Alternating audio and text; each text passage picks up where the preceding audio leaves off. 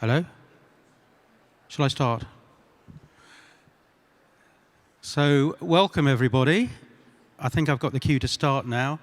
My name is John Carney. You might wonder why, and my colleague here, Jim Maltby. We're from the Defence Science and Technology Laboratory in the UK. You might wonder why on earth a couple of defence guys are standing up here to talk to you about creativity, but you'll find out in a minute, hopefully. The title of the slides here, the title of our talk is Never Outsource Your Imagination, and that came from a colleague of ours, Nicole Brandon, from the University of Dundee, who we're working with. So we're going to share our experiences of using creative writing as a thinking tool and as a personal development tool, not for any other reason.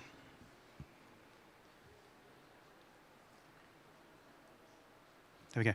So the first thing to say, and I think it's important, is we work in a very serious organisation, part of the UK Ministry of Defence, and their role is to do applied research for the armed services. And so introducing the concept of something creative, wacky and fictional into that culture is quite a challenge for us. And that's the first thing to note. And that's been our journey, really, about making this subject acceptable and giving permission to colleagues to work with it as we go through. You can find out more about DSTL if you wish to by clicking on the links on the slide, which will be shown afterwards. And if you're not aware, we come from the UK, a set of islands on the north coast of Europe, if you haven't come across them before.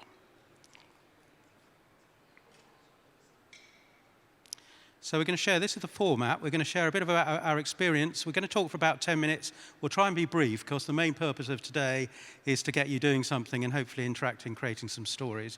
So we're going to share our experiences of using it as a thinking tool, as a futures tool, a little bit different for us.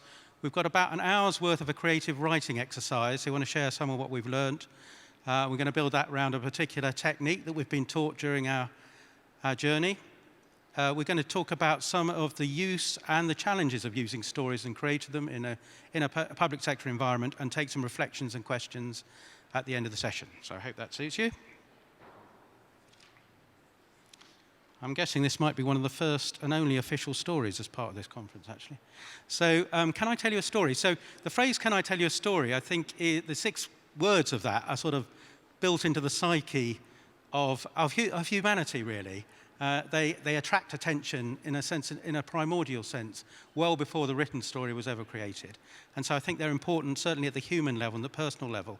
And I was conscious that at the speaker's dinner, the chief executive of the Dubai Futures Foundation, Kalhal Belul, was talking about the importance of stories and the fathers who created Dubai in history, and we had a look at the museum there. So stories are fundamental to humanity. Our organisation is focused on science and technology and its implications for security in particular. So science fiction has been one of the areas that we focused on more than anything. But what we're going to say today is true for any genre. It doesn't particularly matter what, but science happens to be our business. The other thing to say is I think it's important and influential. Anecdotally, there was a story many moons ago of President Ronald Reagan. He'd seen the the War Games movie in the US. I guess this was mid-80s. He visited a US command and control center, and he asked, well, where are all the screens then? Because he'd seen it in the movie, and he was concerned. After that, they put in a load of screens, really, to help their decision-making in the military. So it's influential as well as being important to humanity. So I'm going to just share, I've got 2 more slides before Jim speaks, and I'm just going to share a little of my own journey.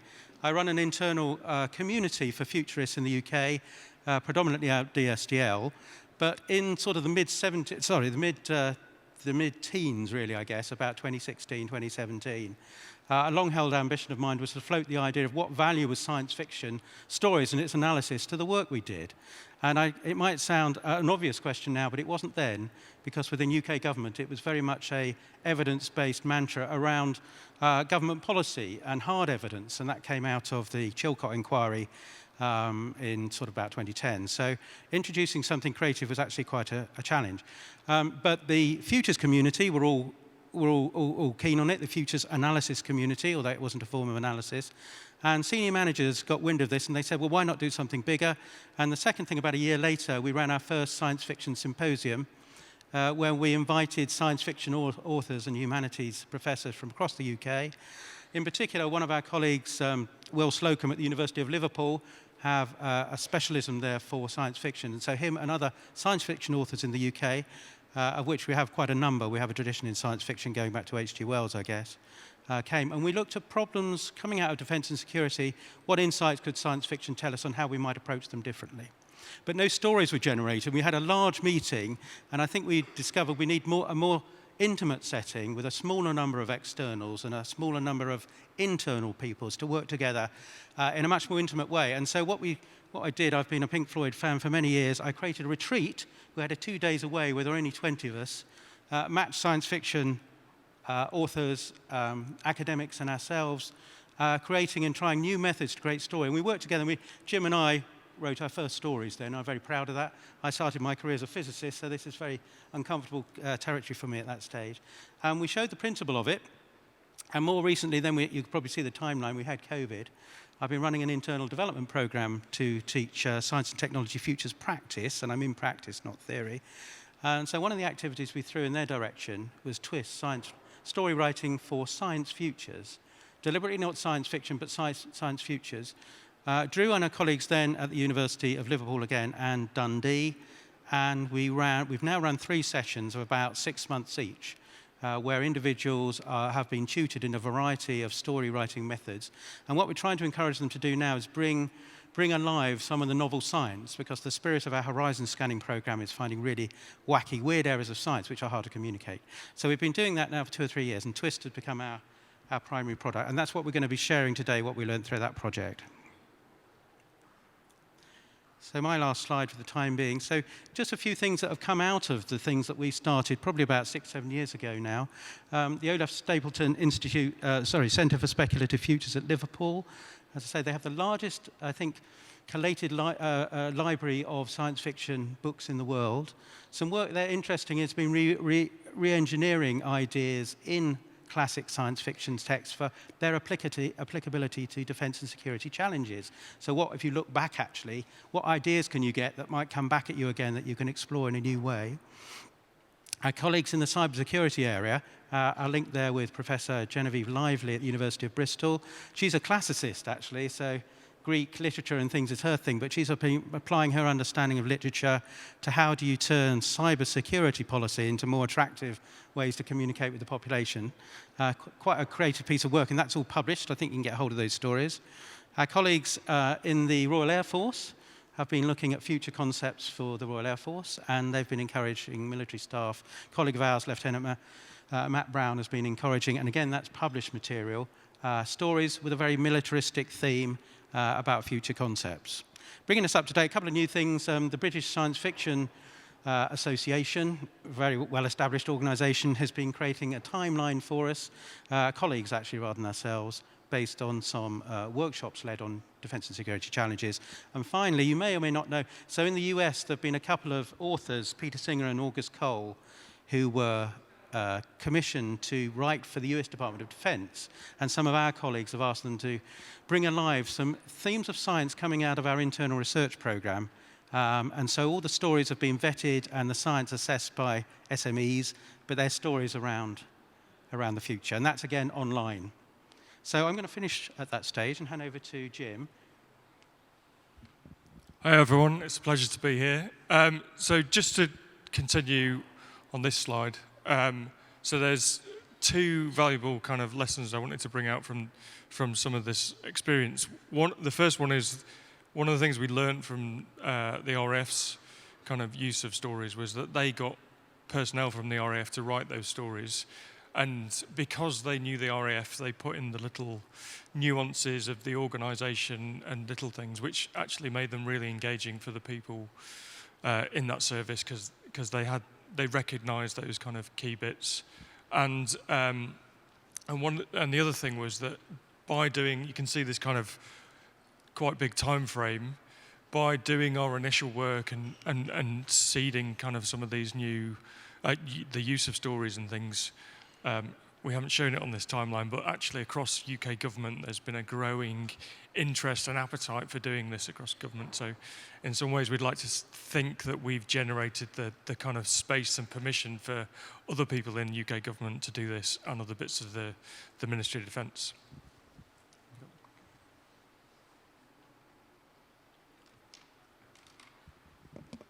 So to kind of talk about the purpose of stories and really explain a bit more about why we're using them and some of the purposes of that, this is how I kind of think about the future. So I started off doing lots of analytical evidence-based futures for the Ministry of Defence in my career, and then no one paid very much attention to it. So I realised that we needed to get people to start engaging with it, and I went to the Oxford Futures Forum in 2014 and learnt about design and speculative futures and experiential futures with people like Scott and Lucy, who might be around, and other people. And that really persuaded me we needed to do something different. So a lot of the story writing that we're doing is trying to get people to pay attention to our work, so it's engaging them. And also, once you get them to pay attention, they're not always capable of understanding the analysis we've done or the futures. So there's a bit about training them and developing them, what some people call futures literacy, so developing that in order so that they can actually make effective decisions. So one of the things that I'm really interested in, and one of our challenges is actually, as Paul Raven talks about in one of his articles, radical speculation is a kind of necessary thing for doing futures, so pushing people into spaces they're not comfortable with, which is really quite difficult. And in a research and development organisation, people feel that's not potentially very scientific. So this book on the left by Bill Bryson, one of the chapters in it is written by Margaret Atwood, and in that chapter she talks about the mad scientists, and she refers to the Gulliver's Kingdom and the mad scientists in that, and makes an analogy between the Royal Society and those people, because actually those, and she gives an example of crazy, slightly bonkers ideas, but actually, like Jim Data says, something mad about something useful about the future seems crazy at first, and she makes that link, which I think is really valuable, and that's what we're also trying to do in some of this work as well. And finally, on the book on the far right-hand side is a piece of work that was produced in the States, and it came about from two of the authors. There was one based in Japan and one based in the US, and they were trying to talk about strategy in a way that made sense to both of them, and they were really struggling because all the complexity of global politics and all these kind of things, and then they struck on the fact that actually talking about using Star Wars as the analogy enabled them to facilitate that conversation really effectively. So this book basically goes through different aspects of Star Wars to talk about bits of military strategy. They've done another version based on the Game of Thrones, and it seems to work quite effectively and is really engaging and fun to do at the same time. So this is just to develop that idea of like science is, speculation is an important part of science, and as John said, we belong to a serious organisation. We need to do serious things. So this is just kind of part of that justification for doing that. And then when we talk about science fiction or speculative fiction, there is a tendency to focus on the technology, but the important thing I see in not just science fiction, speculative fiction, but our futures work is actually it's about social commentary and paying attention to those ethical and moral dilemmas and trade-offs and those complex things in society that we need to get to. And stories are a really good way of exploring those and engaging with those. And this is just to talk a little bit more about some of the work we've been doing around this as well. So this is a shot from our virtual reality Museum of the Future, which is based on the initial idea of the Museum of the Future here when I met Noah at the Oxford Futures Forum. So this is one of our worlds that is a speculative world, and it's based on a kind of climate future.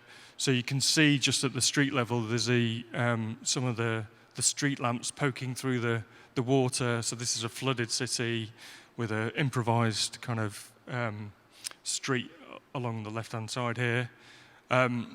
but this is part of a wider project where we were exploring different forms of fiction, so Black Mirror type videos, speculative fictions using Scott and Smithery to do that, and e-books and a variety of different things. And we put them all in a Museum of the Future, and this bit is specifically looking at the use of estrangement, which is a concept from science fiction, which is about making the familiar slightly unfamiliar to engage people and get them to think about different things, especially things they feel less comfortable about. And I'll explain a bit more about the psychology of that later on. But I'm now going to hand over to John, and then we're going to crack on and do a bit of hands-on workshop work. Yeah, thank you, Jim. So you've probably heard more than enough from us, actually, to get you going. So we'd like to get you hands-on and actually pass some of the skills that we've learned through our humanities colleagues. So in a moment, we're going to talk, our timing will be a bit more compressed on this. We worked to 2 hours, not an hour and a half. So first I'm going to talk a bit about story idea generation and theme being the purpose of, I'll say a little bit more about that, character development and plot. So we want to talk a little bit about theme, character development and plot. These are core elements to win a good story. Presenting back on your tables will be something we encourage you to. Critical reflection from each other is an important part of story writing. And we want your experiences, your reflections on the experience. Just put it in front of your mouth. Sorry, yes. Can I have the thingy? Sorry, we keep forgetting this bit. Sorry, I wasn't putting my... I don't normally struggle with a quiet voice. So theme. Anyone? So we're going to use Star Wars as a bit of a case study through our exercise. Very briefly, we're about to start. Anyone got an idea of what the underlying theme of Star Wars is? Has anyone seen? So I'm old. I remember the very first film, which actually became version 4. But anyone want to have a go? But it's obviously a bit about evil, good and evil, baddies and goodies and all that stuff. But my academic, Nicole, tells me it's about connectivity. It's a group of loners who actually work together to overcome the evil forces of the universe. So it's about connection at a very human level. And that's something as scientists we have to be reminded about all the time, the value of character and theme. So, idea generation. So we're going to, I think we've got, as it says, instructions are on your tables. Before you get up, what we'd encourage you to do is go back in a second. But if you can mix up, perhaps try and sit next to people you've never met in your life before as an opportunity. Sit next to each other, do some introductions on the table. We'd like you to say who you are, where do you come from, and your favourite science fiction story and why. And on the latter part, if you could write it on a Post-it. And then in the meantime, what we'll do is pass around the instructions for the exercise. So we're going to talk you through one of the games that we've been taught for idea generation. And I've created material based on the themes around the conference, around the forum. So hoping some stories might emerge, or ideas for stories that are suitable for today. So and just before you move, it's worth saying that we've tailored this to an audience, to futurists who do world building every day, to people that have never done any creative writing at all. So don't feel too scared. Creative writing's difficult and challenging. We'll talk about that later. But we've set a structure to the exercise. If you want to do different things and go off piste a bit, it doesn't matter. And try and sit in groups of one to. I'll come to that in a minute. Yeah. So support each other, and there's lots of people around. So if you're stuck, stick your hand up and carry on. So during the break, there's going to be some examples that are going to be flicked up on the screens on the side there. So, absolutely. So I didn't want to preempt what the actual game is. So I would encourage you to just introduce yourselves for 5 or 2 minutes on the table. And as Jim says, we've got some examples of our own stories, and the ones our colleagues have written will be up on the slides. But it's really up to you. So you have a blank sheet of paper or a notebook, whatever story comes to your mind. Thinking about, we've all been in the forum for the last day and a half, themes and ideas that have struck you as in think you can build a story around that idea. And it's very high level. If you only come up with a title in an hour, that's absolutely fine, or nothing at all. Just enjoy the experience, and we'll wander around in a minute and share a bit more. Is that okay? So just take it. Do you have a question? No, fine. So just sit at the back, and we'll come around. So go and grab a table. Try not to sit with people you know, and then we'll come around and bring some more instructions to you once you've introduced yourselves to each other. Yeah, I know, but I just right, so we need to get these things, don't we?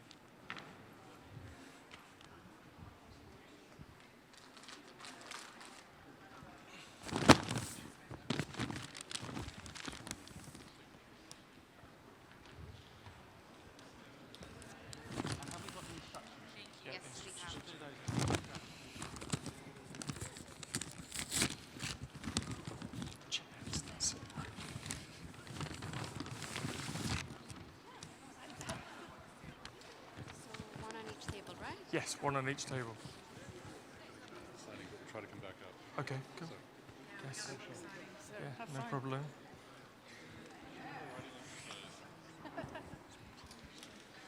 Just introduce yourselves and then we'll tell you what to do with the envelopes in a sec.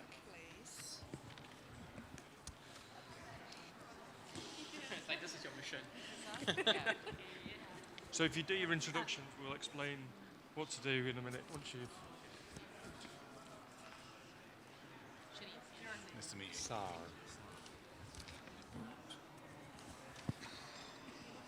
And favorite science fiction story?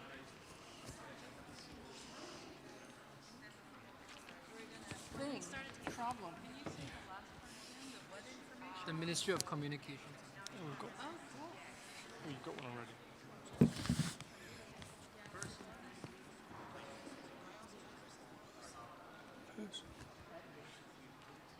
No, that's problem. It's a different one. Do multiple people have person? Because I have person, but then it's already on other tables that I didn't put it on. Is it? They look similar. Problem person. Okay. Yeah. So I did that. Have you got problem? Are we not supposed to look? No, you're not supposed to look yet. But We're sorry. you need to introduce yourselves first. But So you probably know each futurists, other. insanely curious. Oh, there's a Yeah, thing. yeah, I We're gonna know. look. Yeah. So, what you missing? A person. You need a person. There you go. That's it.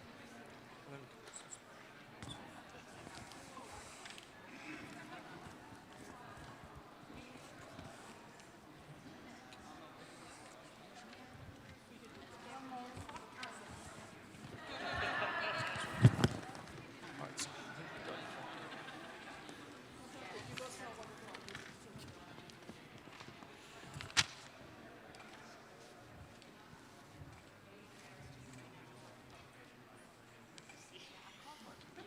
Oh, good. John, do you want to tell them? Oh, fine, thank you. Okay. The other- Oh, yeah, it's probably You- okay. So, I think I'll let you just do your introductions. And don't forget, the favourite science fiction story is the icebreaker question, and write it down, please. Thank you.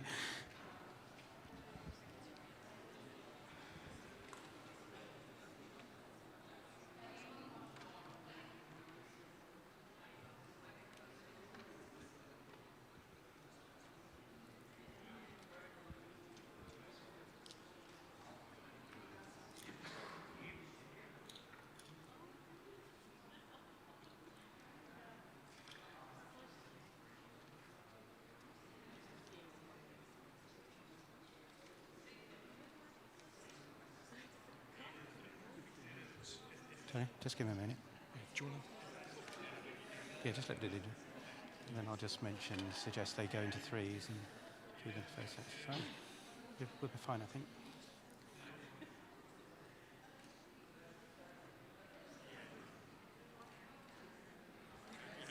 What's a 3 here? Good.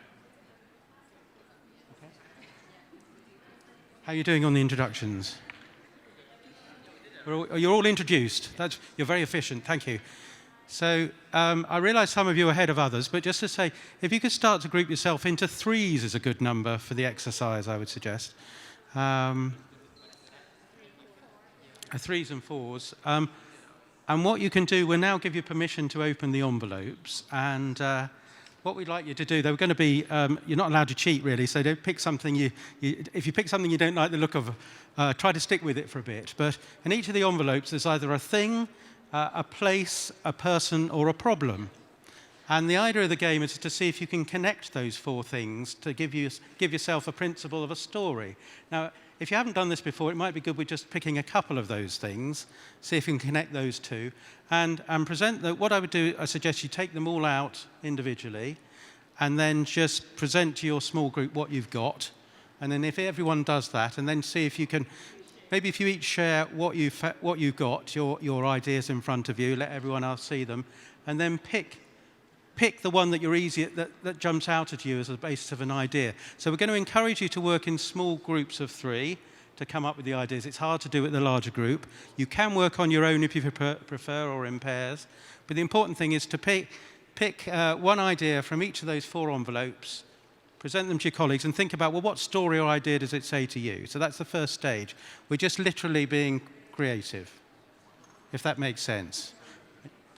Go on. So each individual should have one thing, one person, one place. Pardon? And one problem. So you just take one out of each, Yeah. each person. Yep.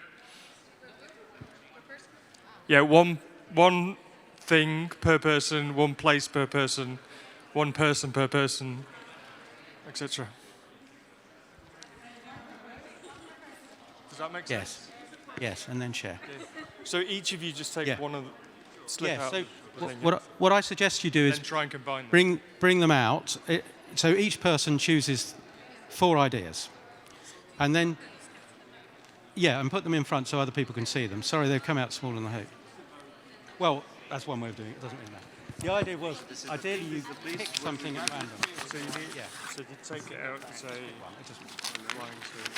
Blind, ideally. yeah. So you need It's supposed to be blind, really. so how do they That's why they're not. We as a group take when It's a good idea to pick them blind because that forces you to be creative in a way that if you chose, maybe less so. At the end, with our 4 things. all right. Yeah. Can we swap? Yeah, okay, got it. Thank you. And the important thing is to get one from each category.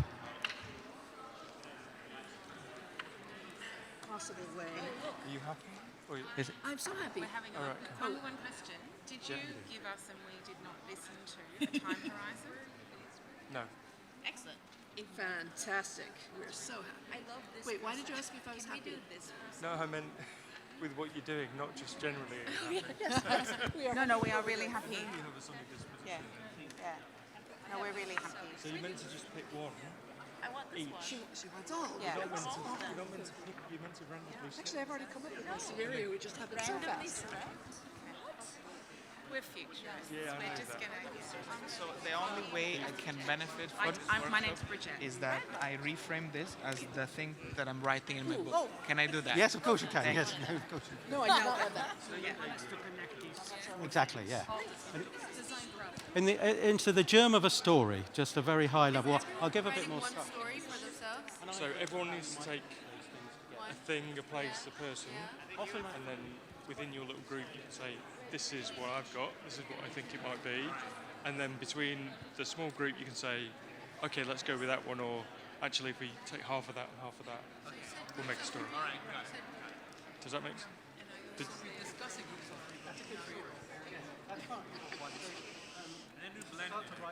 Yeah, you can blend it. Yeah, it doesn't matter too much. Do we write one big story? Do we also write one big story together? Yeah, you can if you want to do it that way, yeah.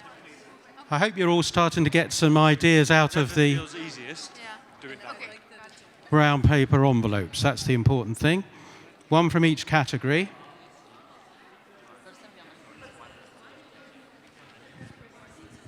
Yeah. So does everybody sort of like look at everybody else's and then I'll just pick 4 from the 16? you could say, Set actually, of we prompts really for like each this individual, story. or like for our. Yes. Well, what you're supposed to do is take a set of props for each individual, share them within your small group, So it and then doesn't- decide which one you're going to go with. Yeah. Yeah. You can write individually, but I think it's more fun as an exercise to do it as a small Stories or group. one story I think doing it as a 8's quite hard, so 3's are good. Yeah. But 2's are. So you should. It seems to some be people light on find it problems. Have we got problems? find it easier to work together, so.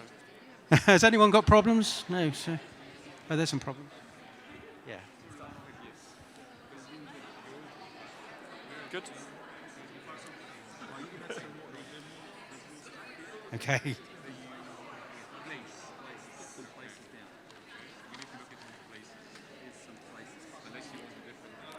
So you don't have to go through all. So see what jumps out at you. Pick, Like this? and just pick randomly, yeah, and go with those, or So we have to connect them, yeah? Or yeah. And you can say And I'd encourage you to write in your notebooks from the forum. So start to write down some ideas on a piece of paper where each or in your notebooks, depending on what. just so that you've got something to refer to later. So later we're going to ask you to call out the idea of a story title that describes your story. Right, so like this one. you've got a problem. A crib. Although it's cheating, you can swap the ideas if you find something a little easier. You should have But- four bits of paper, Don't be too soft too soon. and then you can talk about it, and then you can either keep them as separate things, or combine them, or pick one you really like. So it's like this, police officer, criminal. No, so we've run out of lithium. We're criminals. What's it called? It's this sleep enhancement device and place. I think there's a place down there. So you put them together and say, okay, this is our story. So we are revamping the We've run out of lithium, so there's no sleep fine. devices. So if That's I'm fine. criminal or something Comes like inside the house, Yeah. and the police officer will come and catch us. yeah. So it's just simple as that. Does that make sense? Our imagination. Yeah, it's all about just giving you a bit of structure to think. Will do.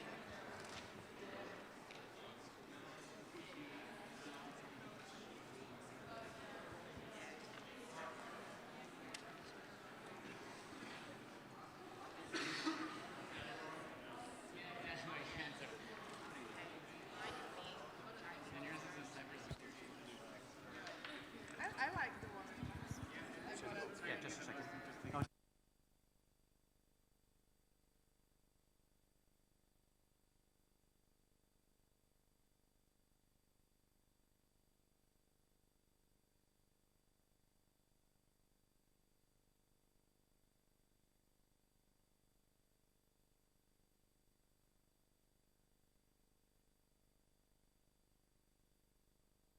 On your tables is a set of written instructions for each of you. Hopefully it's fairly obvious, but if it helps you, what we're hoping you'll do, just come a germ of a story in your 3s initially, possibly with the start of a title, but we can come to that in a minute.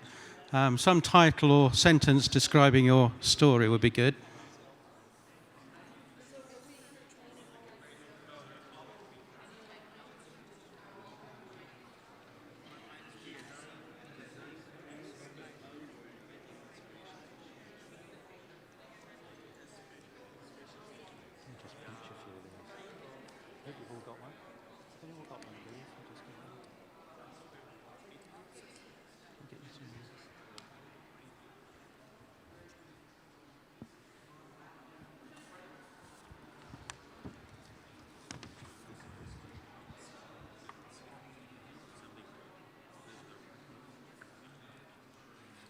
Probably a slightly clearer version. Oh, perfect. You sound like experts. This is perfect. So yeah, some of the brave of you might just start to write some narrative, but that doesn't have to happen quite yet if you're not there.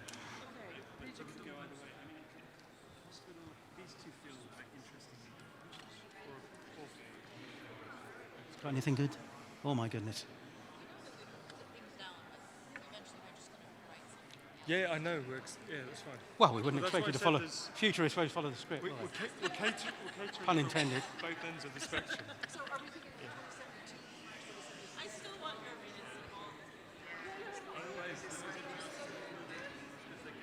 By the way, the problems were very loosely based on themes in the forum, if you can't spot them.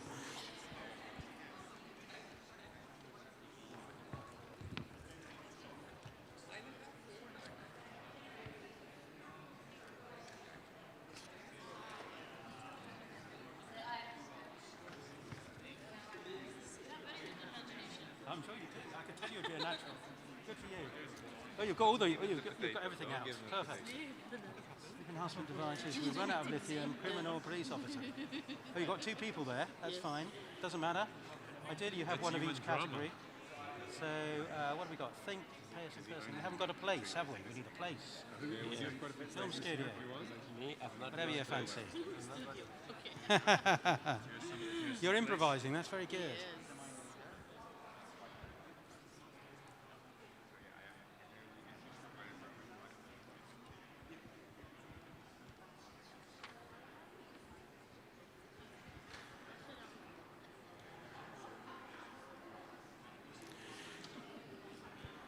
So hopefully within your 3s, you've started to come down onto the very germ of an early story. So you can go round and round the circles, it doesn't really matter, but one idea that you can start to expand on.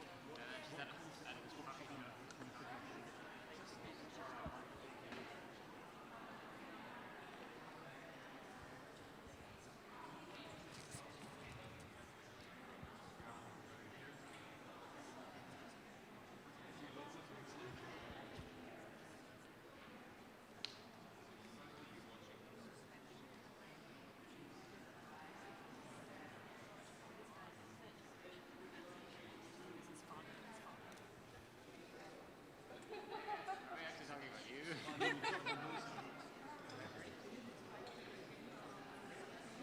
are you getting on? All right.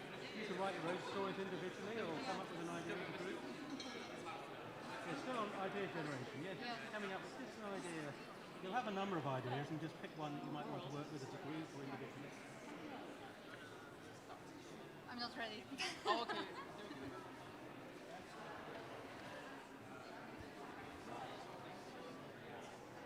Are we? Oh, please, if you want to join us, please do.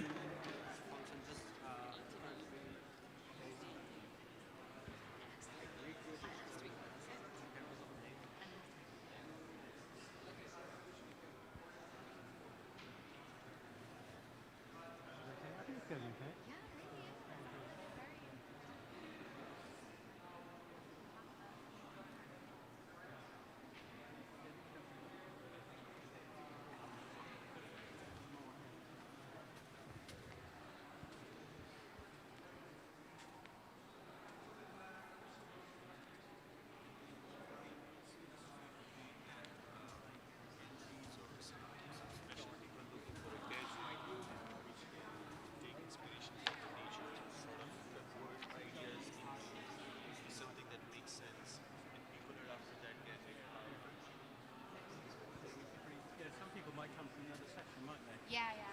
Just because it Please join us if you wish to. Do come in.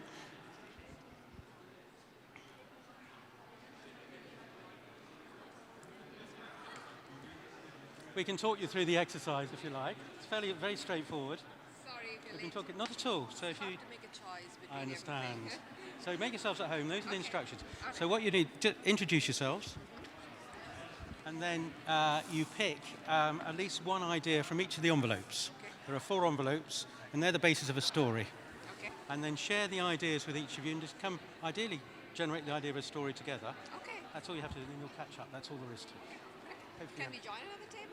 Yeah, yeah, of course. But you should work in small groups. So, yeah, if you like. Thank but you. 3s are a good number. Pairs and 3s. Too. Let's ask this lady.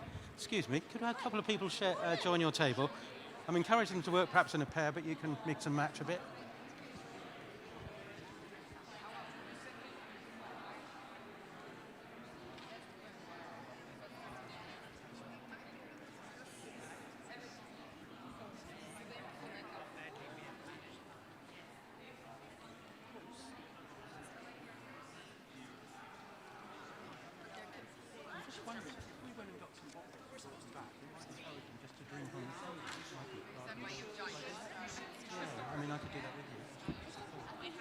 Do you mind?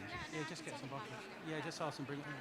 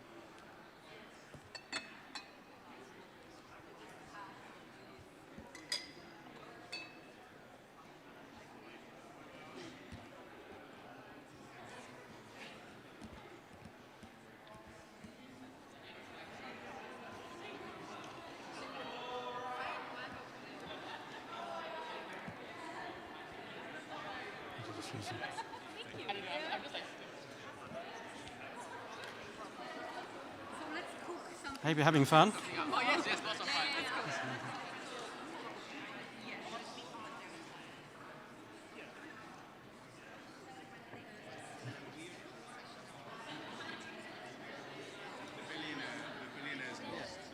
He's lost his personality.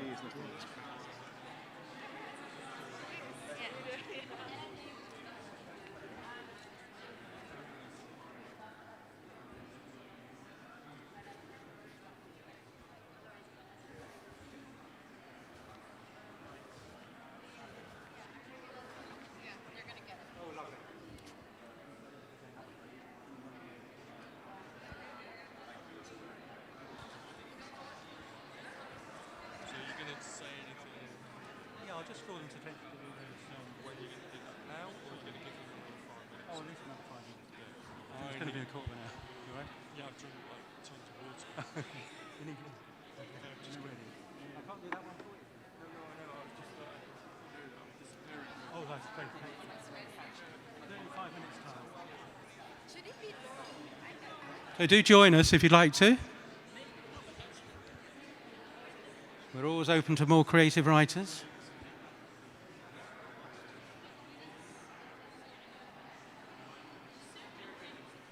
Some more people coming. Oh, good, thank you. Thank you. There's some water coming round.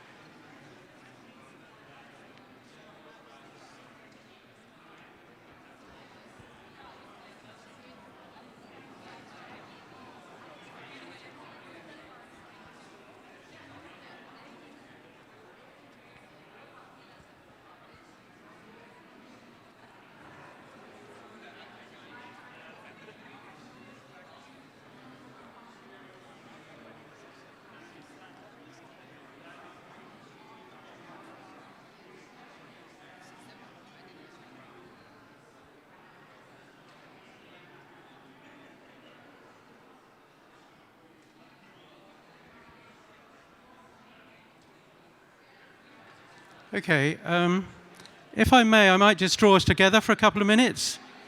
If I could just grab your attention just for a couple of moments. So all look in my direction just for a moment or two. So do just put your hands up at this stage if you haven't got the idea of a story or a bit of a title or a theme or anything, if you're struggling. Oh, that's good. I'm looking for a lot of arms down. That's great news. So somebody's waving, so that's fine. So I just want to say a couple of other things. So hoping you've got the germ of a story. We're looking forward to hearing some of those later on.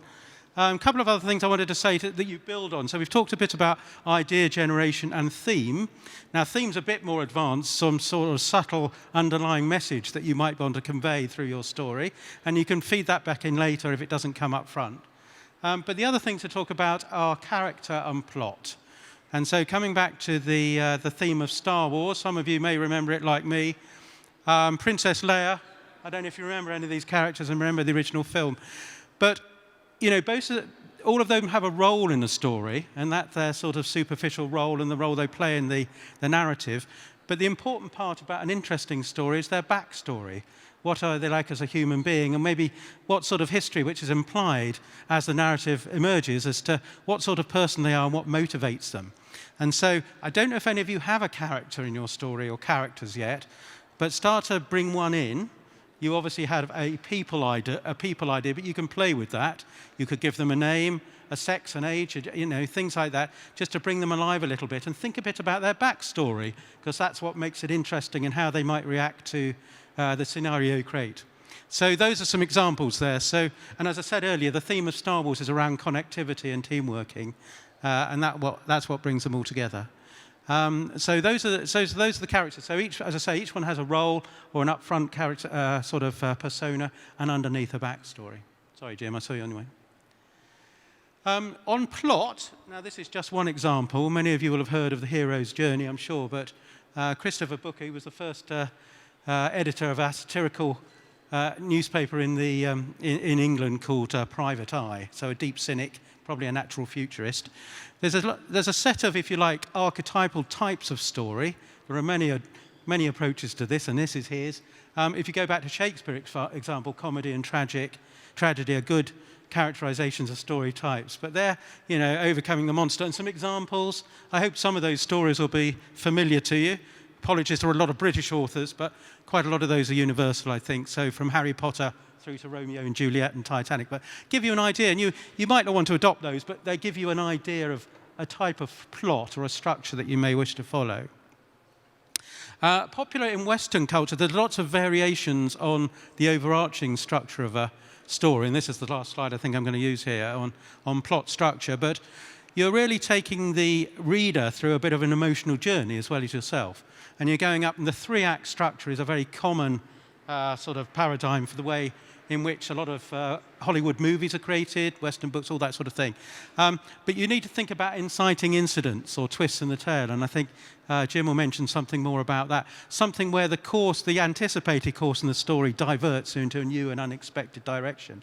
And I think that's quite a useful tool, if you like, for futures, because you should be bringing the art of possibility to somebody. It shouldn't be so immediately obvious to them where that story is heading. So it's a chance to bring out possibility. But you might want to, the more brave of you might want to think about a few inciting incidents or plot points along the way, just a couple of bullets, really. So there we go. So we're going to, we put some waters on the table. So start to develop your story. So if you want to keep it simple, just develop your outline a little bit with some bullets. Use your notepads. We're going to ask for some feedback a bit later. As I say, have a go at developing a character. What could make them really interesting if you've got one already? Think about developing the story outline, story structure. So think about what plot and inciting incidents. And then for the incredibly brave of you, write a few lines of text. But that's very much a nice to have, not an essential. Jim, do you want to say anything? Are you good? So over to you then. So think about your characters. I think that's the next stage. It's the character that the plot is loaded on, really. They're the carrier, if you like, for your plot and theme. So have you got a really interesting character? You don't have to like them, but they have to be interesting. That's the important thing. So spend a few minutes. So I hope you don't mind, rather than the formal break, if you need a leg stretch, take it. But we've got some water on the table. Have a drink. wander around, but do come back, please. And then we're going to ask for some feedback in about 20 minutes or so.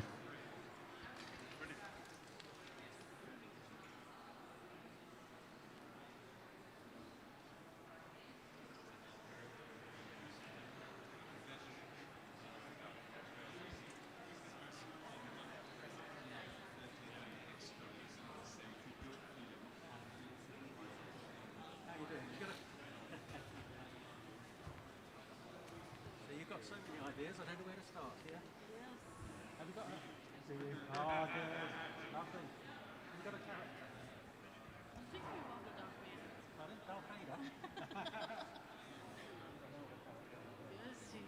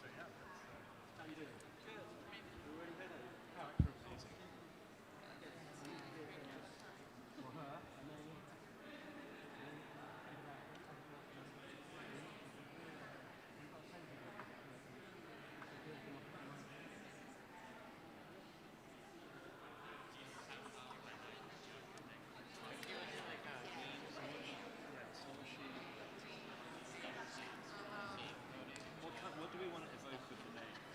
What country is she from? What's...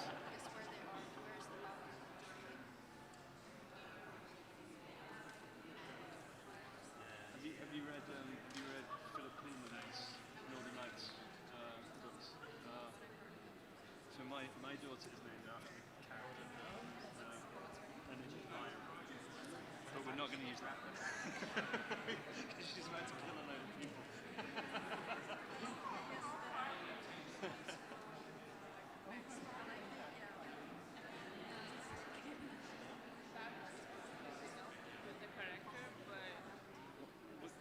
Well, should we play this forward a little bit, right? Why does she want to become immortal?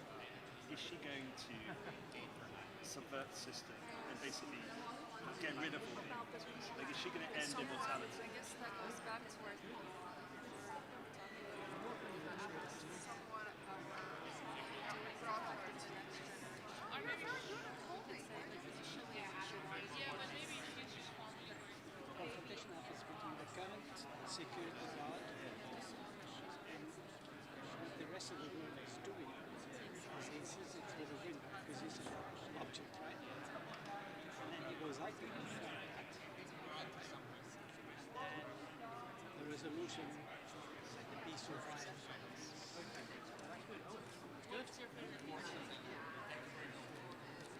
are you getting on? Have you got a character or a thing?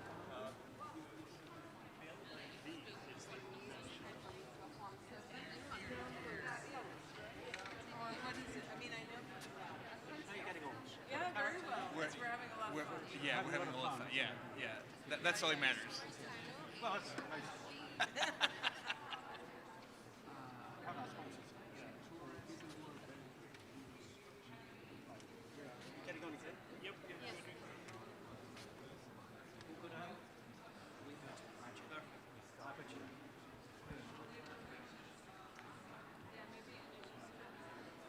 Yeah, like the shot 3D ad. All good?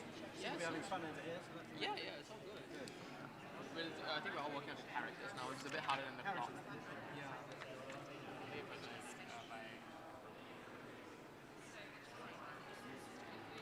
interesting thing for me is characters are all of it for me, and I think the interactions between characters are really interesting. The best comedies, I think, have really good characters. The stories are nearly irrelevant, aren't they? But the characters are very.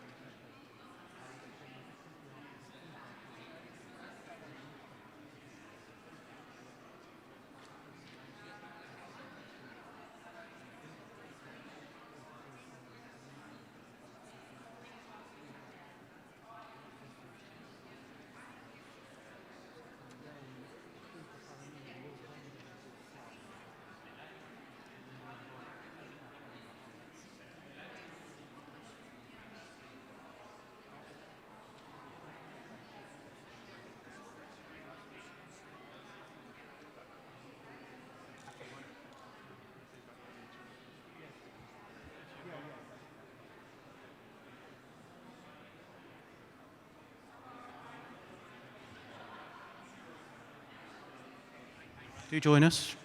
Welcome.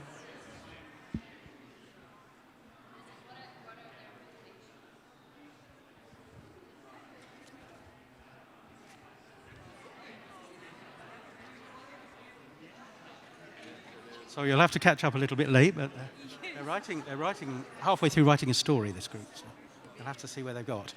And the idea of the exercise is you collect in a creative way one of 4 categories together.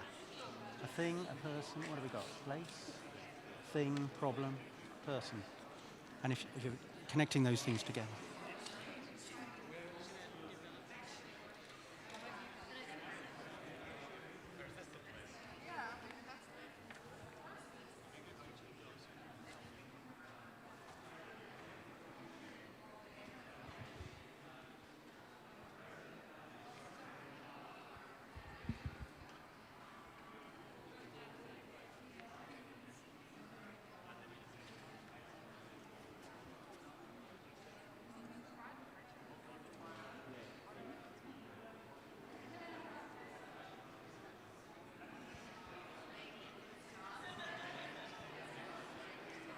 Hello, please join us.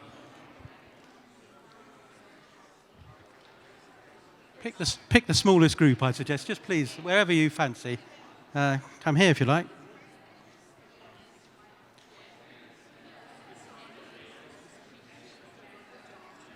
I'll just update this lady.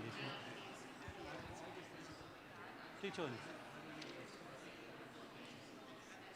Yeah, please do.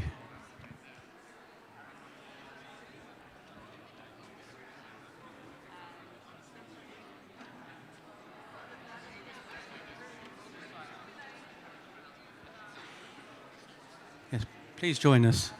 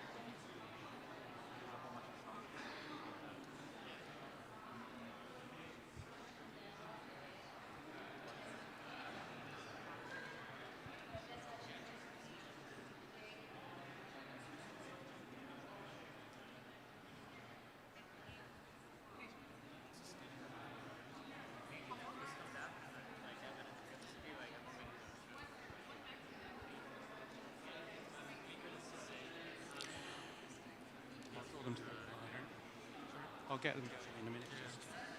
So, yeah, oh, fine. Well done. Thank you. So, if I could draw your attention again to the front. I hope you're all having a good time. The important thing is you're enjoying the exercise. So I hope you're not finding it too painful and picking up some tips for your futures work. That's the important thing. So what we would like you to do now, I'm assuming you all have at least perhaps a title within your small groups, perhaps a bit of a plot outline, maybe even a character and a few words. Could you feed back now to the other people on your table, or if you're in a very small group, get together with another table. Just feed back to the other group what your title, perhaps a little bit about your theme and plot, and invite their critical feedback.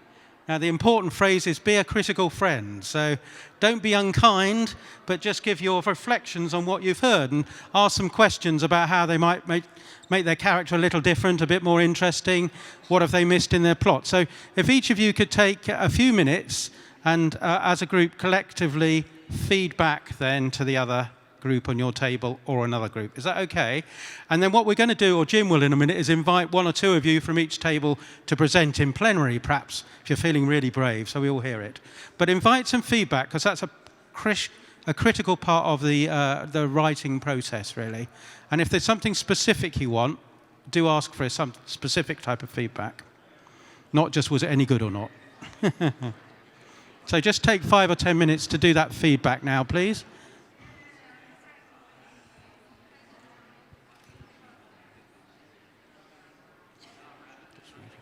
Hello, welcome. No, that's fine. I'm not going to explain. I'm just going to say hello, welcome.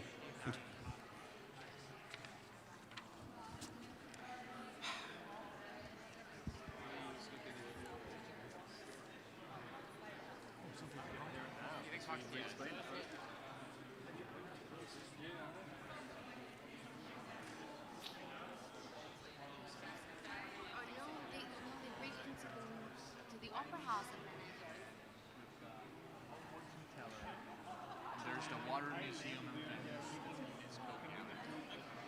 Something happened. A quest, excellent. Yes. So there are.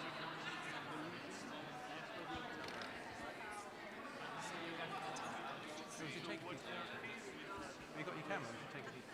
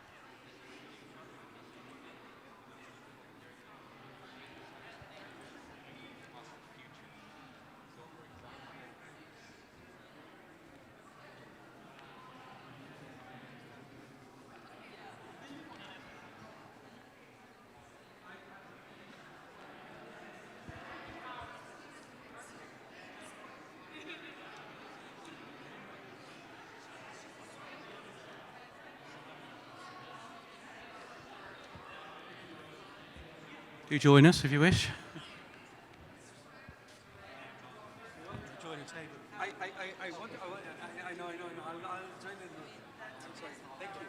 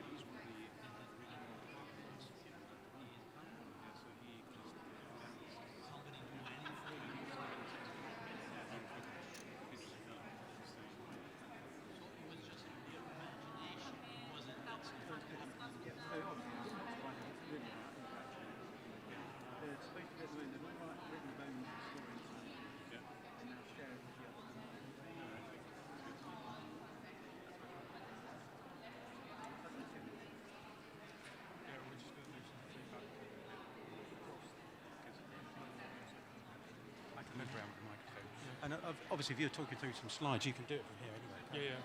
Okay. In fact, you're next. Then a few minutes before I'll make the 4 points.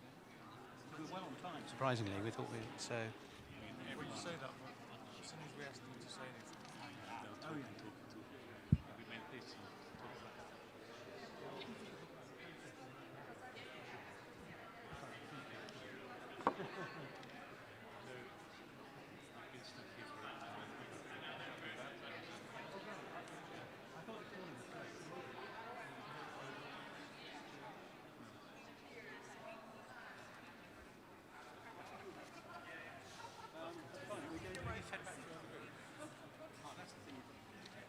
Yeah, so please, if you haven't done it yet, please feed back your story to the other group on your table.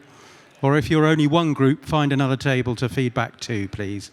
Yes, so and invite some critical feedback. So, you two, which group wants to go first? So you should feed back to your group on your table. So sorry, perhaps I wasn't explicit. So please feed back your story to the other group on your table or another group on another table. It doesn't matter which. But invite some feedback. Does that make sense? Thank you. All good? Are we feeding back on this? Have we done the feedback? Have we done the feedback on this table? Not yet. Building up to it.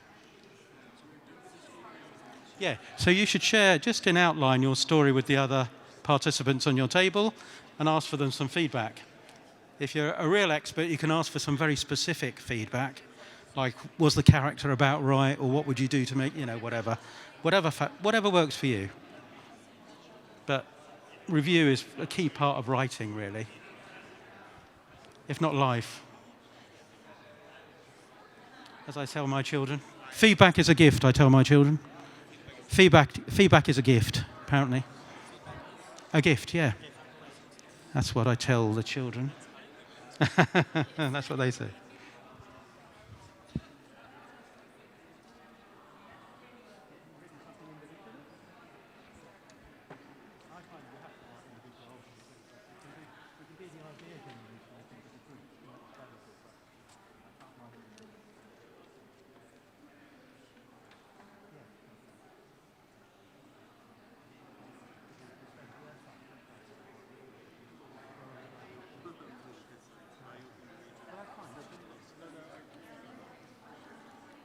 So we could name the story after the title of the story.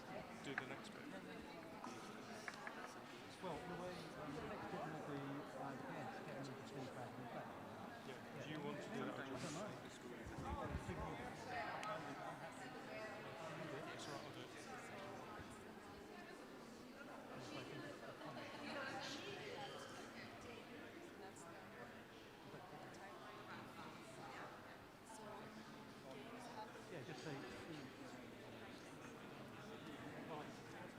loads of tables, each table probably has something to say. Perhaps you might be interested in some of the things.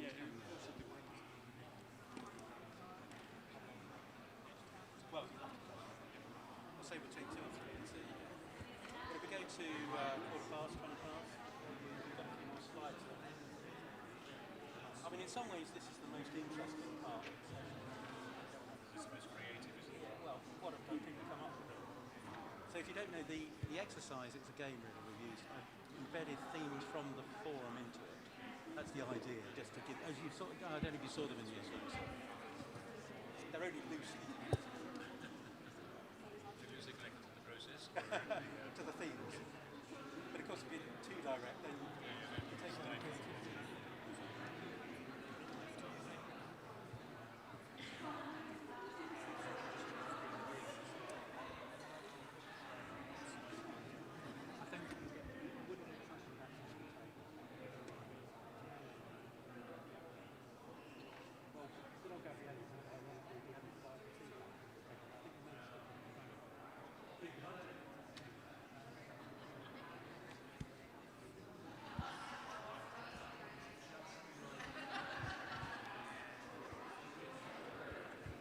Has everyone now got a bit of feedback from other people?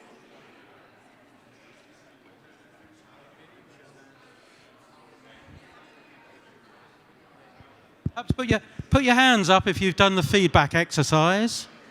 Yes. Put your hands up if you've done a bit of feedback and got some feedback. You're still working on it, some of them. We'll give you a couple more minutes and then we'll move on.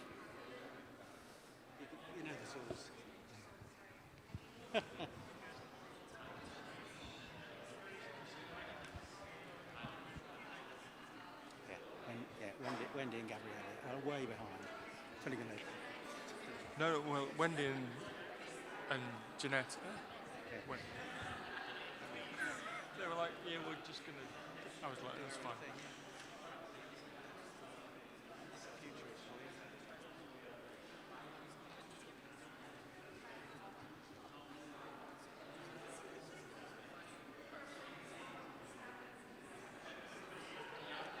So I was going to say, give us a...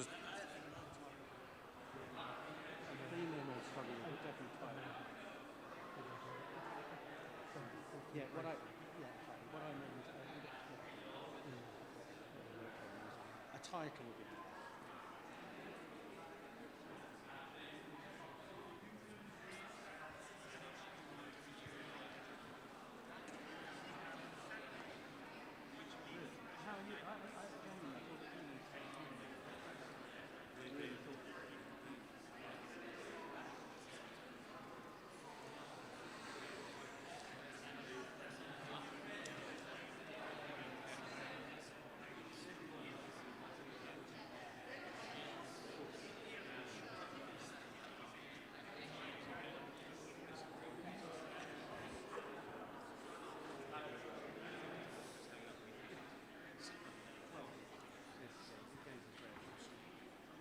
I just think in a funny sort of way, I wonder if you get enough value from all the people doing it. No, I don't.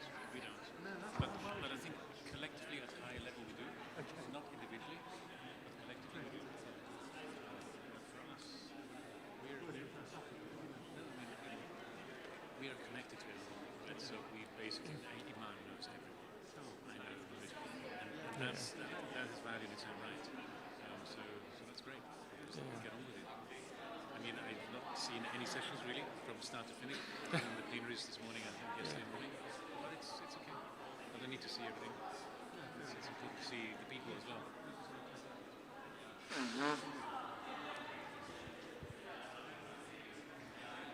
Okay, everyone. So in a couple of minutes, we're going to get people to provide feedback in plenary. For the people that have just joined us, we've been running a creative exercise for people to begin writing some stories and just experience that beginning of writing and that experience. And hopefully we've come up with some interesting ideas, and we're going to get them to feedback in a second.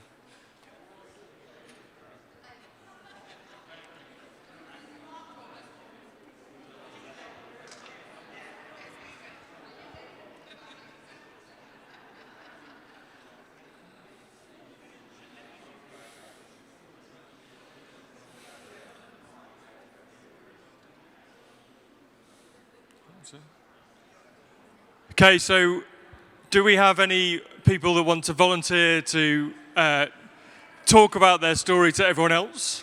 So if you could give the title and then just a brief couple of sentences to summarize the plot. John's going to come around with the microphone for whoever wants to do that. Do put your hand up if you'd like to share your story with the wider group. I'll come back a bit later, shall I, Wendy? Anyone got a story? Anyone on this table who'd be interested in John, there's a volunteer at the front here. Super. We have, good. Maybe a paraphrase. So can you give a plot outline and read a few lines of it out, if you like? Yes. Please tell us your name. So my name is Munir. The person I have is a security guard. The thing is a machine that replaces human beings. The place is an office building, and the thing is a window. So what I imagined is the security guard being replaced by the machine. He's happy to be outside the office, contemplating nature through the window that he has, and for the first time in many years dared to step outside since the world was sufficiently polluted, not allowing them to live outside. And once he goes outside, gets bit by a bee. And the rest of the story you'll hear later. We look forward. Excellent. Let's give you a round of applause. Excellent. Nice connection to regenerating nature there. So we've got volunteers at the back. Over here. Just please. And if you have a title, please use it. Right. Over to you. Who wants to speak? Hey everyone, we are really excited because nobody stayed on this table but the three of us, and then we had the addition in here. I will start with the title of the story, and my colleague Jasmine will continue. So our story is called The Snow in the Dollhouse. Ta-da! That's it? You continue now. Right. So basically, our pointers were who owns me and unethical AI behavior. So we have a farmer who is living very much alone. He does not have a family. It is snowy in the winter, and he doesn't have much human interaction, and his soul level is very cold in human interaction. So he has ordered something on Amazon, and a package gets delivered to his door, and it's the wrong package. He only realizes when he opens it, and there's a dollhouse in it, quite a traditional dollhouse. So he kind of gets curious and unpacks it and starts to play with it. The dollhouse, nevertheless, is an AI going rogue. So while he is playing with the dollhouse, this dollhouse is learning everything about him, his behavior, his emotions, and is starting to look into his most longing desires, which is human bonding. And the AI starts to interact in his subconscious and creates a daughter for him to bond with her.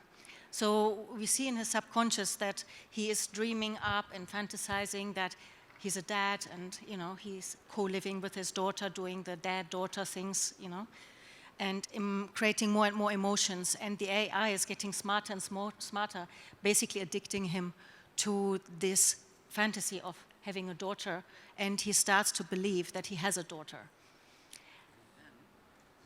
And all of a sudden, who is it? The Amazon delivery guy. What do you want? We gave you the wrong package. He goes crazy. He runs across the whole house looking for his daughter, which was never there. And then when he opens the door, they ask for the dollhouse.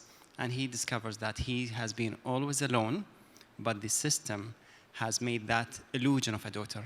And he asks himself, who owns me? Let's give a round of applause to our director in here.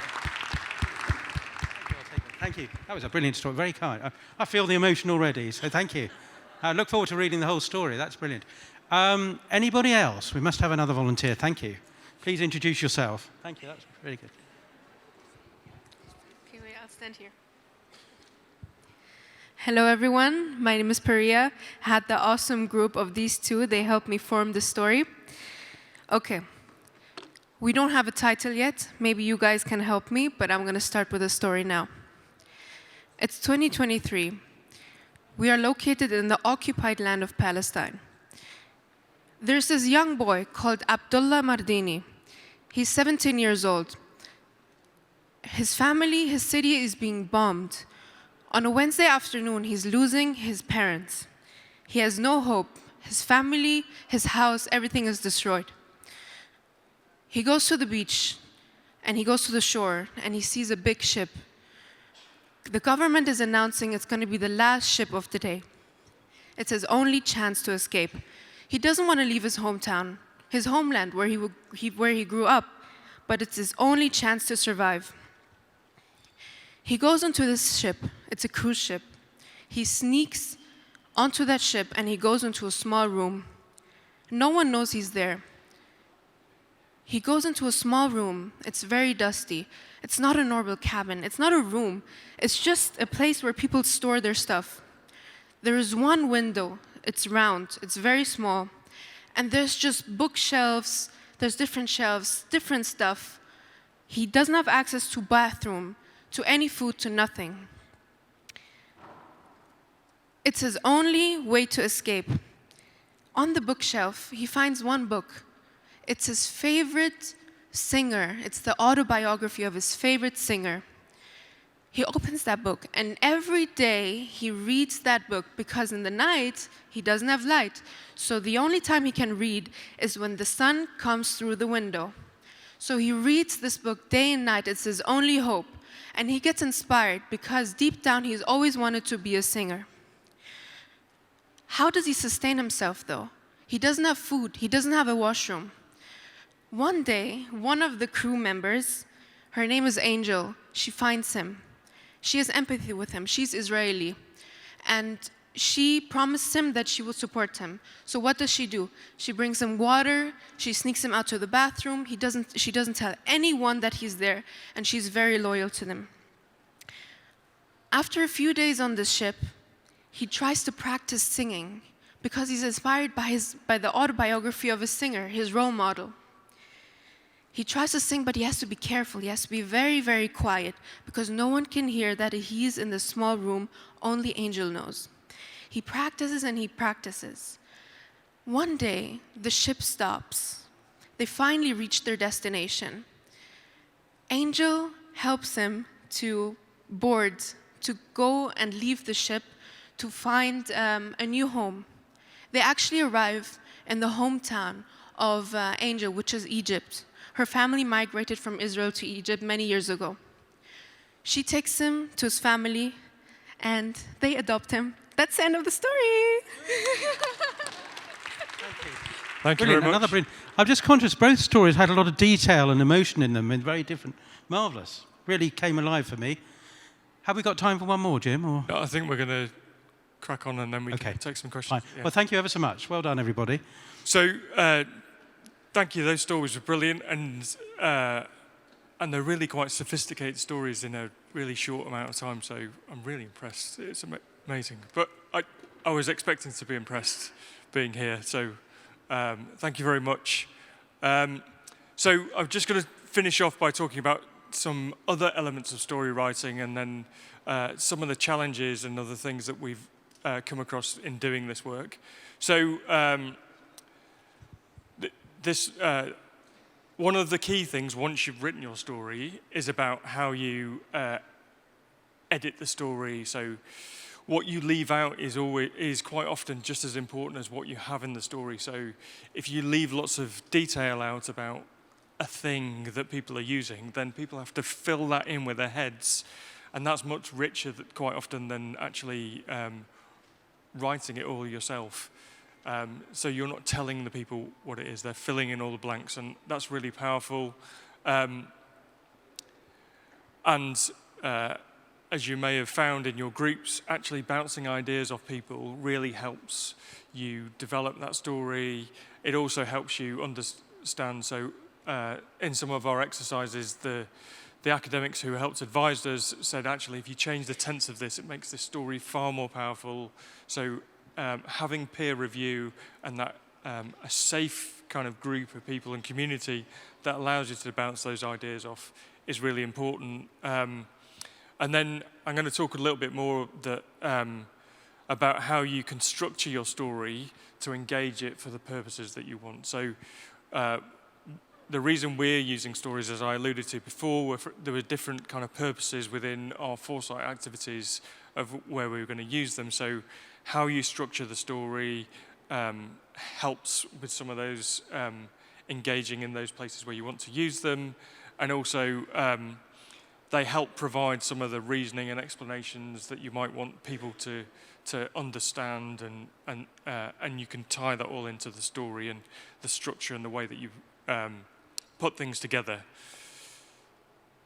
So an example of kind of using structure is putting a twist in the tale, and some of the stories you've talked about already, and John talks about before, have twists in the tale. So this is, in psychology, they call this the curse of knowledge, I think. I can't remember it, but I think it's the curse of knowledge. So essentially, when you have a twist in the tale, you say, this is going to happen, this is going to happen, and then people automatically project that kind of linear trajectory of the story forward to what's going to happen in the future. And actually, by putting a twist in the tale and throwing it off into a different direction, you can use that as a helpful way of... So if you want to get people to think about things that are implausible to them or more difficult or challenging, you could put your twist in that space. And then by putting the twist in the tale, so how a twist in the tale works is once they get to that twist in the tale, they retrospectively rebuild their reasoning, so it kind of, they feel comfortable being in that space where they were, where you've taken them. So it allows you to get from people who are quite fixated in a narrow space into something much broader and to deal with more challenging concepts. Hopefully that makes a bit more sense. And one of the things that we've understood by going through this experience of learning to write stories and creative writing is that actually it makes you much more critical in how you view other people's narratives, the agendas that people have in their work. And so I now can't watch movies and read novels without thinking about plot structure, characters, themes, and all these things. But I think that critical thinking element is really key to our futures work anyway, so it's a really helpful skill to develop by doing story writing.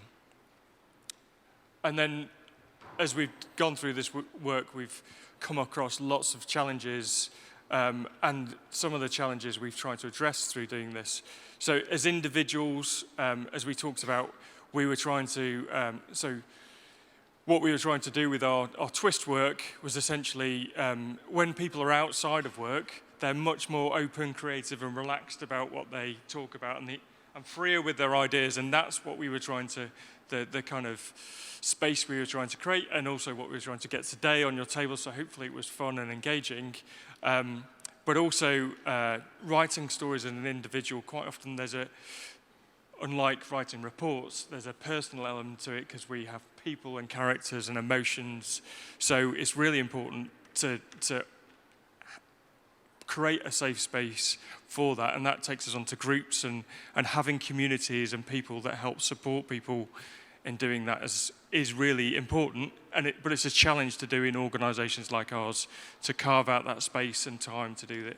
And then that kind of links into organisations giving you permission and time to do this and explore this, and accept this work as being useful and of real value. And some of that links into Scott and Susan's book, Future Cultures, talks about some of the stuff that John and I have been doing, and they're signing books as well today, and you can buy their book if you want, but I've not got any attribution to the book, so other than being quoted in it. Right, and then, so that's the end of our session, really. We just wanted to get some reflection from you. So from us, really, our key messages are, we've tried to describe the creative practice we've developed and used in having stories, and our experience of applying it in the UK government and in our work. And what we'd like from you guys is, how did you find that experience? Do you have experience of writing stories externally, and how does that differ or relate to what we've been talking about? So the rest of the time now, apart from the very end when Patrick's going to talk, is for you to give us a bit of feedback and some thoughts or questions generally. I've got the microphone, and just to say, somebody just asked about the slides. Our contact details were in the end, but I presume all slides will be offered through the forum at some stage, although Patrick, yeah. That's good. So keen to hear back from anyone, experiences of today and your broader experiences of using writing. The other thing I don't think I did say, but some of the people on the training scheme that we've run are now writing stories internally on real research topics and bringing them alive, and nearly being commissioned to do them in the way they were. So, Do put your hand up. Okay. You have one? I've got one over there, and I'll come back to you. Is that all right? To be fair in the order. Is that right? Thank you. Yeah, I really enjoyed the team process. It brought me to, first of all, I don't have experience of writing in a team process, and I loved it because it really brought me every time to points that I did not expect, and they were extreme points, and I had an uncomfortable feeling in my stomach, and then I opened up and said, okay, yes, let's take that. And then the really exciting part only started afterwards. And then the whole thing unfolded, and then I started to love it. And then the creativity was pouring out more. So I thought that team process was great. And then also being under pressure with the time, I think helps a lot, because it stops us waffling into directions. It makes it really sharp and focused and fast. And yeah. Well, thank you. Please, yeah. My personal reflection on this was, so many times when you are part of a team, you got to understand the role you want to take in, and these may not be the most comfortable roles. So today was like one of those days. I'm generally very vocal. I decided to figure out what does it feel to be somebody on a sideline and be a contributor rather than a leader. And I think as a perspective, if I look back, for me, understanding that part of team dynamics as a part of this workshop, which I was not expecting, was a great takeaway. Thank you. Oh, great. Okay, that's lovely to hear. I really hope you'll all write your stories up. I'd love to see this one in print, actually, and all the others. So I'm going to go to Nick, and then I'll come across. So thank you.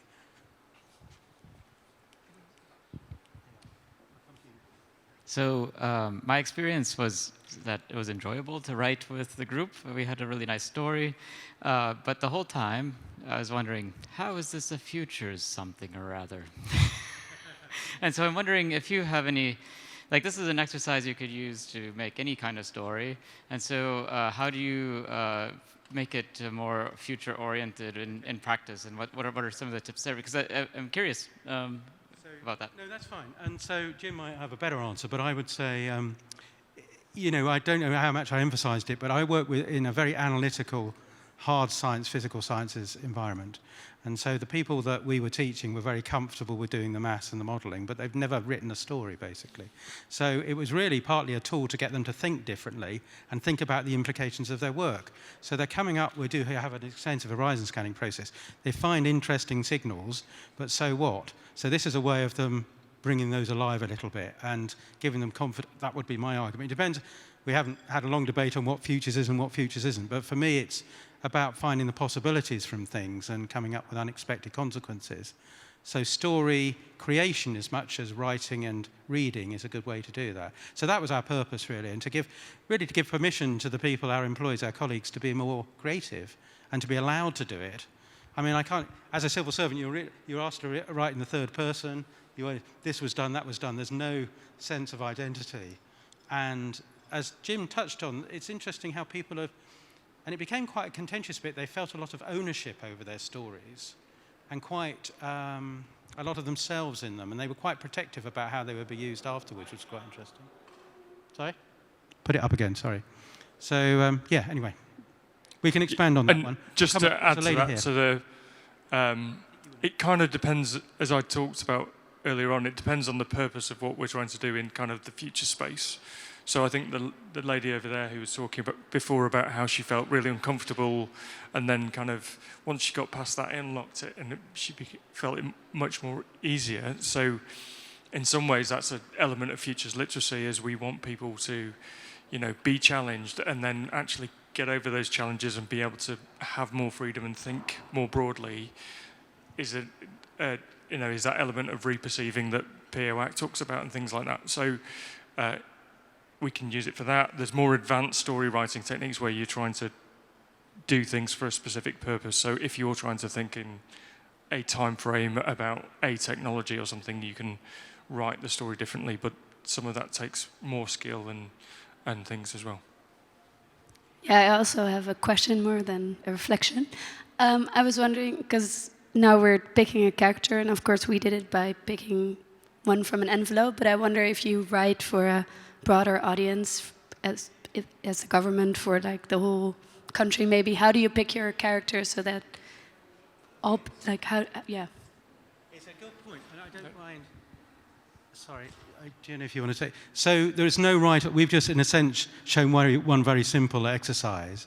I mean, if I was doing it for my environment and culture, I'd be picking, say, a general or a senior politician and start to build in some characters who are stakeholders in the game and trying to bring that alive, or maybe a soldier or civil servant, or try to bring relevant characters in and write a story in that way.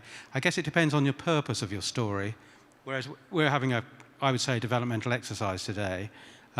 You can write to type, and, you know, although I find this exercise quite difficult personally, I know the two or three stories I've written, their ideas have come to me and I've built on them. So I think we're out of time. I'm sorry. But we've got one more thing to do before we finish off. So just before I hand over to Patrick, there's a lot of people that have helped us on our journey, and just to acknowledge here, so the list of names is there. Some of our colleagues from DSCL, but also from academia in the UK and wider than that as well. And then we're happy to share the slides, and there's a load of references to things we've talked about at the end there. And to say thank you very much for all your participation and engagement. You've been brilliant. And thank you for Dubai Futures Forum for allowing us to run this workshop, because it's been great. Thank you. Great, thank you so much. I'm not going to keep you long, also because I'm out of voice. This was a lovely session. I just heard the feedback, and it was interesting, inspiring, funny, sad, and I think it's all of the elements that are needed for a good story. When we spoke, Jim, John and I, a few months back, saying that we'd like to have a session of this kind here, I thought it was a really good idea, because to the question that was raised earlier, how is it relevant to futures? One of the projects I was working on years ago was trying to anticipate what some of the materials of the future might look like. And people came up with quite wild ideas, and so what transpired was that those kinds of materials of the future, it might take decades before those materials are a reality. And then the next question is, what kind of policy do we need to think about in order to regulate, or at least think in terms of how do we manage those materials, how we might apply them. But I think regulation was quite a big question there. So people said, hang on, we're talking about materials that don't exist yet and won't exist for generations, so why do we even need to think about some of the regulation? And so people couldn't really wrap their heads around. And one great way to do that was through storytelling and science fiction, perhaps. People will engage with a story in a much more meaningful way on border issues, on limit issues, than they would if it was a policy piece. And I think that's just a way for us to open people's minds. So I hope you were inspired by this. And back to the conversation we had a few months ago, Jim and John said, oh, we'd like to have that session. I think it'll be relevant for about 7 or 8 people. And then we said, nah, I'm sure there'll be like 12 or 15. So we just amplified this, and it became bigger. And I'm really pleased we had it up here, because clearly the interest is huge, and the uptake has been significant. So the offer here that I'd like to present is, if this has been inspirational to you, if you think now that you want to go away and put pen to paper or finger on keyboard, and your organizations will allow you that time and space, or in your private time, you take that time and space to develop your stories further, we'd be happy to receive them. So it might interest to know you that the next Dubai Future Forum is only 52 weeks away. At that point in time, we are considering, we'll be delighted to have an edition of stories that have been created by you, perhaps by your circle of friends as you speak to them coming away from this session. So we'd be delighted to receive those stories. I would say, let's limit them to 2,000 words. Let's not write tomes. Let's be short, sharp, concise in the exercise. It's not a competition. If we are inundated with a large amount of stories, then we'll ask for help of people who have perhaps a keener eye than myself to review those stories and make sure that they're tight, that they can be sharpened, and that they're ready for publication. You've all been contacted by us through an email, which is forum@dubaifuture.ae. Send your stories to us.